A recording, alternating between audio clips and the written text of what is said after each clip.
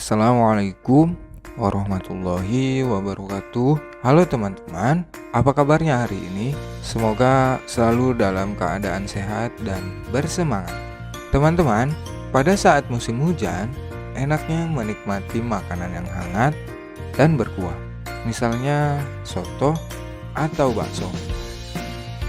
Nah, dalam semangkuk bakso terdapat bakso, mie, sayuran, dan kuah yang jika disajikan akan terasa lezat.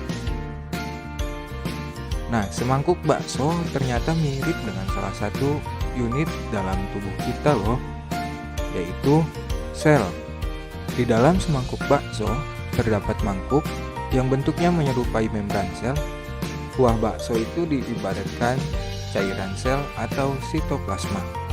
Kemudian, unsur-unsur penyusun semangkuk bakso sama halnya dengan organel-organel dalam sel. Setiap unsurnya memiliki fungsi yang berbeda-beda. Nah, pada kesempatan kali ini kita akan membahas tentang struktur, bagian, dan fungsi sel. Meskipun kecil, sel memiliki organel-organel yang memiliki fungsi dan struktur yang beragam dan saling bekerja sama. Baiklah, kita akan melihat gambar sel. Nah, namun sebelumnya teman-teman, sel itu terbagi menjadi dua jenis, yaitu sel prokariotik dan sel eukariotik. Sel prokariotik merupakan bentuk kehidupan yang terkecil dan memiliki metabolisme paling bervariasi. Sel prokariotik tidak memiliki membran inti, tidak memiliki sistem endomembran. Pada umumnya, sel prokariotik terdiri atas dinding sel, berfungsi sebagai pelindung dan pemberi bentuk tubuh yang tetap. Kemudian membran plasma berfungsi sebagai pelindung sel, mengatur keluar masuknya ion dan molekul, dan mengatur respirasi sel. Selanjutnya sitoplasma berfungsi untuk melakukan proses metabolisme sel. Kemudian mesosom yang berfungsi sebagai penghasil energi. Selanjutnya ribosom berfungsi sebagai tempat berlangsungnya sintesis protein. Sel eukariotik adalah sel yang memiliki inti atau nukleus yang dikelilingi oleh membran. Sel eukariotik memiliki dua membran, yaitu membran sitoplasma dan membran inti.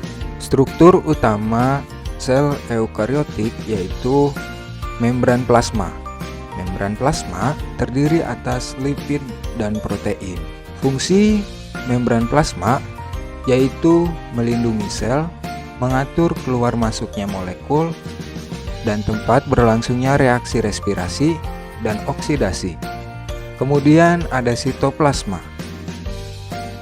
Sitoplasma bersifat mampu mengenali dan mengantarkan rangsangan, berfungsi sebagai sumber bahan kimia sel, tempat terjadinya reaksi metabolisme.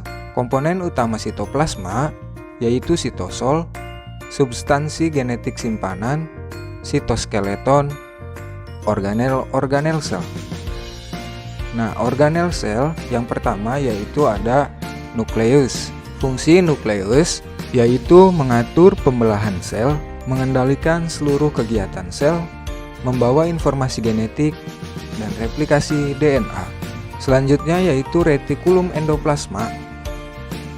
Nah, fungsi RE ini yaitu menyintesis lemak dan kolesterol sebagai alat transportasi molekul, menetralkan racun, menampung protein yang disintesis oleh ribosom.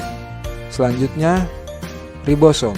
Ribosom merupakan unit gabungan protein dengan RNA. Ribosom tersebar bebas di sitoplasma dan ada yang menempel di permukaan RE. Fungsi ribosom yaitu menyintesis protein untuk kegiatan metabolisme sel. Kemudian kompleks Golgi. Fungsi kompleks Golgi yaitu menjalankan sistem sekresi, membentuk membran plasma, tempat sintesis polisakarida, membentuk akrosom. Selanjutnya yaitu mitokondria atau the powerhouse of cell, merupakan tempat berlangsungnya respirasi sel dan mampu menghasilkan energi. Nah, teman-teman, keseluruhan organel-organel sel yang kita bahas tadi terdapat pada sel tumbuhan dan sel hewan. Untuk lebih jelasnya, mari kita lihat struktur sel tumbuhan. Struktur sel tumbuhan terdiri atas dinding sel, badan Golgi, lamela, vakuola tengah, sitoskeleton, peroksisom, RE halus, membran inti, kromatin, nukleolus, RE kasar, protoplasma, kloroplas, plastida, mitokondria, dan plasmodesmata. Organel khusus sel tumbuhan yaitu dinding sel. Dinding sel tersusun atas selulosa, hemiselulosa, dan pektin. Fungsi dari dinding sel yaitu sebagai penyokong sel, melindungi selaput plasma, memelihara keseimbangan sel dari tekanan, dan memberi bentuk sel. Organel khusus yang kedua yaitu vakuola. Vakuola merupakan organel sitoplasmik berisi cairan dan dibatasi membran tonoplas. Fungsi vakuola yaitu tempat menyimpan zat makanan, tempat menyimpan pigmen, tempat menyimpan minyak atsiri, memasukkan air melalui tonoplas, dan tempat penimbunan sisa metabolisme. Selanjutnya yaitu plastida. Plastida merupakan organel bermembran rangkap yang berasal dari perkembangan proplastida di daerah meristematik. Kemudian struktur sel hewan terdiri atas membran plasma, sentrosom, peroksisom, sitoskeleton, protoplasma, badan Golgi, ribosom, lisosom, mitokondria, kromatin, nukleolus, membran inti, RE kasar, RE halus, dan vakuola kecil. Organel khusus sel hewan yang pertama yaitu lisosom. Lisosom merupakan kantong membran yang berisi enzim pencernaan. Nah, fungsi lisosom ini teman-teman melakukan pencernaan intrasel, menghancurkan struktur sel yang tidak dikehendaki, membebaskan enzim keluar sel, dan menghancurkan diri sel. Selanjutnya sentriol. Fungsi sentriol ini untuk pembelahan sel secara mitosis dan meiosis. Nah, sekian teman-teman, semoga dapat dipahami dan dapat menambah wawasan teman-teman. Terima kasih atas perhatiannya. Sampai jumpa.